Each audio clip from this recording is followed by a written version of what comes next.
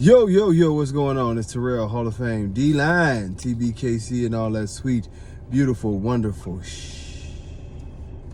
And it's a beautiful day.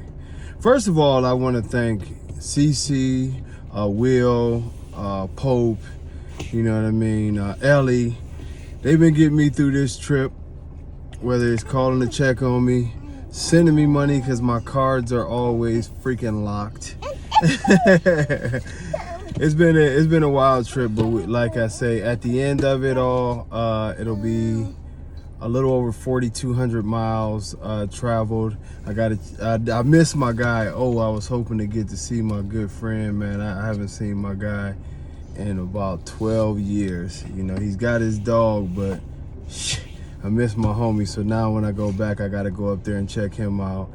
But, you know, it's always a good thing to see my man, Mr. Lewis, and feel good that he's back in the game, and we're going to get something else together for him.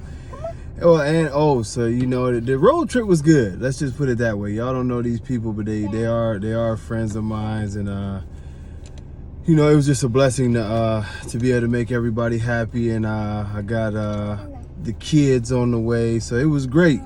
But this question came in, so I instead of procrastinating through all of my talking, someone asked me, why is it that I turn down people? And I've touched on this before, and some of you don't believe it, but I did show you, like, I get millions and millions of people. So selling dogs is not really my biggest issue. If I wanted to, I could wipe out any, like, I could sell dogs pretty easily, just put it that way. But I think when you sell a dog, you have a responsibility, and that responsibility is to make sure that your dog gets to a good home. Just like, you know, if you're getting a dog to a show home, you have a responsibility to get that person a show dog, you know what I mean? And stand behind it, replace it if need be, whatever the case may be. It's rules to this. One of the big things I'll tell you is that if you're buying a dog, time is one of my main things that I like to ask people about or get a feel about.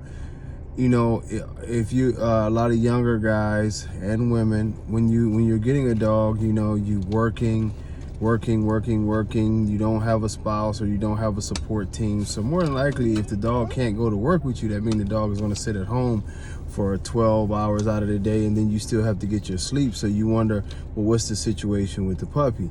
Then other people, is your living situation sort of stable? If the living situation is not stable, you fall out with your spouse, you know what I mean? You get caught cheating, whatever the case may be. Where does the dog go? You know, do you now have to get rid of the dog because things got a little tight on the home front or whatever the case may be? It's a lot of these situations that we have to look into and we have to sort of think of when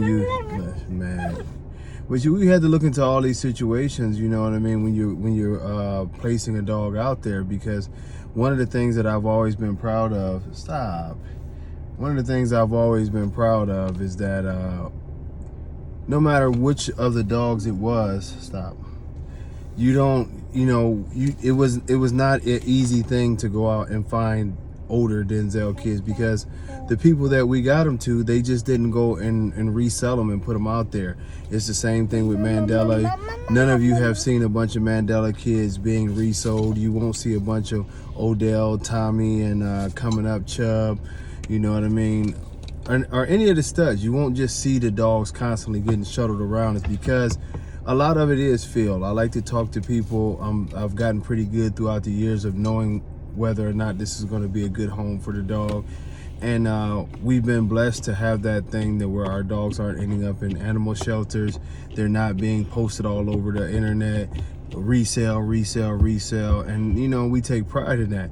So, you know, when I post puppies for sales, like I told you, some of these dogs I've kept a little longer because I was enjoying watching them grow, and the kids were enjoying playing with them and stuff.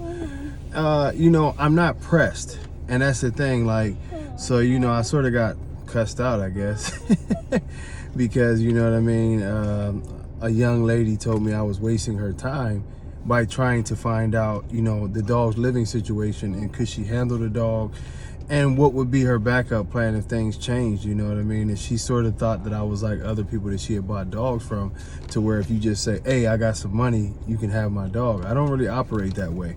I do my best to try to make sure, you know, that the dog will have a good home, and that's the most important thing. I don't care about show wins and all that stuff. The dog has to have a good home. I will be posting up, you know, there are those males off of Tommy that are like Tommy clones, heavy Denzel blood, but they all look like Tommy. You know, I've got a few males that I kept off of the Odell and mini litter that are turning out very, very nice. That very, very nice red boy, which I wish I could keep him, but the double Mandela boy, he's available. And, you know, and I'm going through it to see where they're going to fit in at, you know.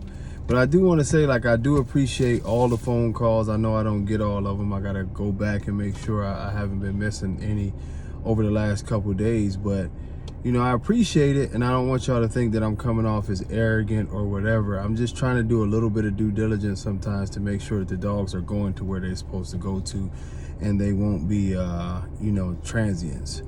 But that's that. We'll do a little talk about spinal issues on dogs on the next video.